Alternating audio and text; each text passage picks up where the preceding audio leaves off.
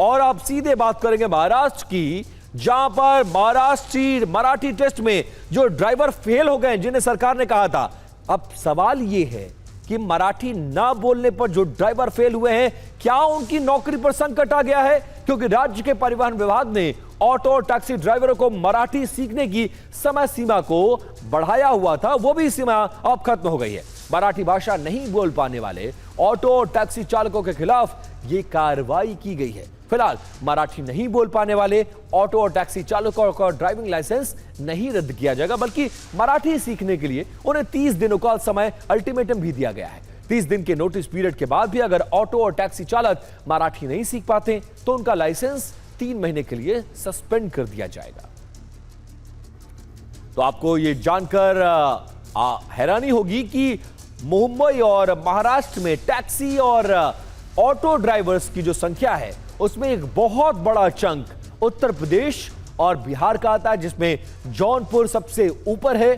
जितने भी taxi driver, आप अगर 10 टैक्सी में जाएंगे तो लगभग ये समझ लीजिए कि आपको 6 ड्राइवर्स जो मिलेंगे वो यूपी और बिहार के होते हैं, जो मराठी बोल पाने में असमर्थ हैं। अब सरकार की नई गाइडलाइन आ गई है, जिसके तहत उन्हें मराठी सीखना अनिवार्य होगा अगर वो टैक्सी चलाना चाहते हैं तो। अब कुछ डिटेल्स हैं।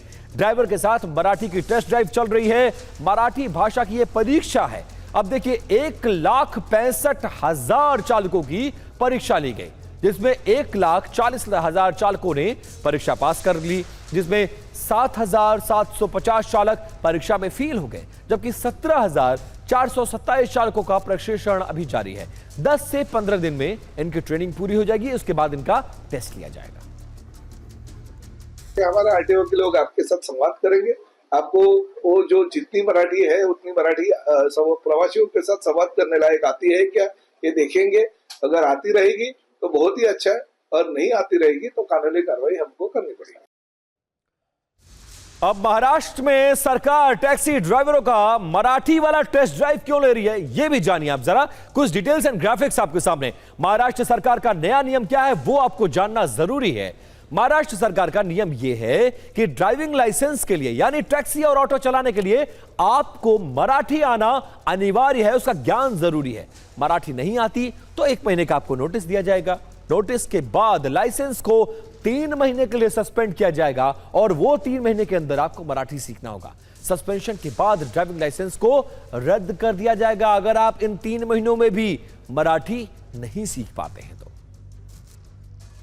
महाराष्ट्र में 15 अगस्त की डेडलाइन खत्म हो चुकी है, यानी 15 अगस्त तक महाराष्ट्र में तमाम ऑटो रिक्शा चालकों को मराठी सीखने के लिए कहा गया था। क्या क्या सीखे? जैसे बोलते हैं कि हमको मलाड जाना है, हाँ, हवा बसा। यस। कितने दिन सीखे हैं आप?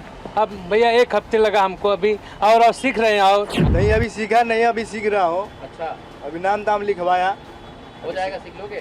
सीख लेगा ना। थोड़ा बहुत आ रहा है अभी। मोबाइल से सीखे। क्या क्या सीखा? मतलब जो सामने वाला बोलेगा अपन उसको हिंदी में बोल सकते हैं, जबान पलटरी नहीं है। अच्छा, वैसा होगा। थोड़ा बहुत ऐसे ही सीख रहे हैं, अभी कोशिश कर रहे हैं सर। क्या क्या सीखा?